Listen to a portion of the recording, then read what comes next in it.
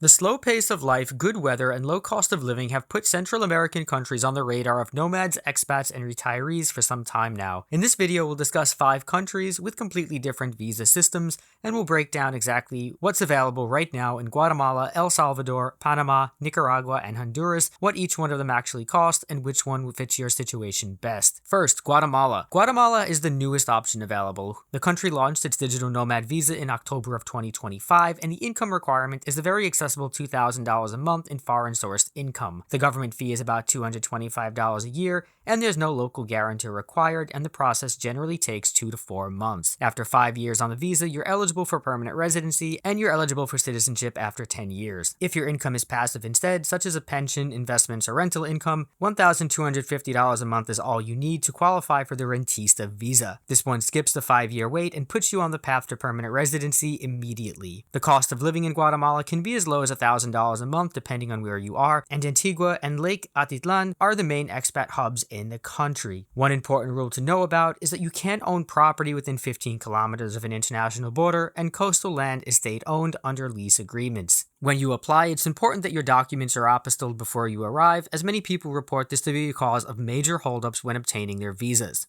Next, El Salvador. El Salvador built its digital nomad visa around its existing immigration law in 2025, and the requirement is just around $1,460 a month, raising to $2,190 if you're bringing in 2 or more dependents. You could apply from a consulate abroad or in the country, and the process runs around 45 days, which is one of the fastest in the region if everything goes smoothly. The visa is issued for up to 2 years. It's renewable once, giving you a total of 4 years in the country. It doesn't directly lead to permanent residency, however, and you need 5 years of continuous residency to become an El Salvadorian permanent resident. One of the major draws about El Salvador is its safety. The government has reported a dramatic decrease in violent crime over the past decade, which has been driven by stricter policing and serious top-down efforts to improve public safety. Many visitors to El Salvador now report that they feel safer in San Salvador than they do in many large American cities, and this decrease in crime can be felt throughout the country. This doesn't mean you can completely let your guard down, but El Salvador has made serious strides to establish itself as one of the safest countries in Latin America. Also, for people wondering, you could probably skip the $1 million Bitcoin citizenship program you may have heard about. Independent reporting found that essentially no passports have actually been issued under it.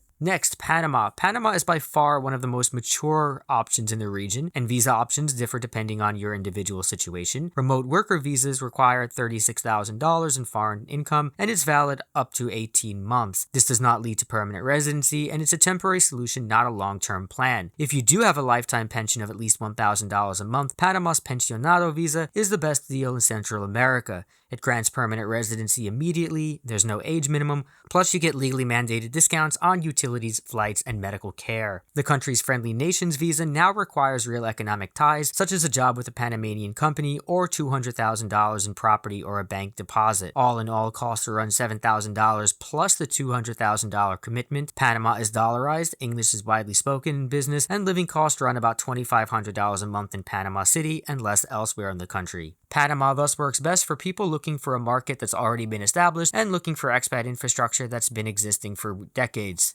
Next, Nicaragua. Nicaragua doesn't have a digital nomad visa, but what it does have is the cheapest residency-by-investment program in the hemisphere. To get Nicaraguan residency, you just need to invest $30,000 into real estate, a business, or an approved agricultural process, and it's 3 years to permanent residency. However, there's a serious catch that comes with this. Nicaragua is one of the more dangerous countries in the region, and the U.S. State Department ranks Nicaragua at a level 3 reconsider travel country. This is in part due to safety, as well as arbitrary enforcement of laws and wrongful detention risk. The government has seized private property without compensation, and land located within 15 kilometers of the Honduran and Costa Rican borders was declared state property in August of 2025. If you're weighing the low cost against the political risk, understanding the situation is crucial. And finally, we have Honduras. Honduras has no digital nomad visa, and it seems there are no serious plans for one in the near future, despite what you might be reading online. Remote workers rely on 90-day tourist entry or the standard Rentista or Pensionado visa. The Rentista visa requires $2,500 a month in passive income, and the Pensionado visa requires a guaranteed lifetime income of $1,500 a month. Foreign ownership is banned within 40 kilometers of coastlines and borders, and this includes popular tourist islands and most of the northern coast. So overall, there are a few separate options in Central America, but they all come with different pros and cons. Panama offers the most mature and established market with solid infrastructure. El Salvador offers an accessible option with increased safety and stability, and Guatemala offers the fastest pathway to citizenship. Nicaragua offers a very cheap $30,000 investment visa, but you need to be comfortable with the various risks involved. Whatever you pick, get your documents apostilled first and hire a licensed and reputable local immigration attorney, which will greatly facilitate your process and ensure there are no delays in your application.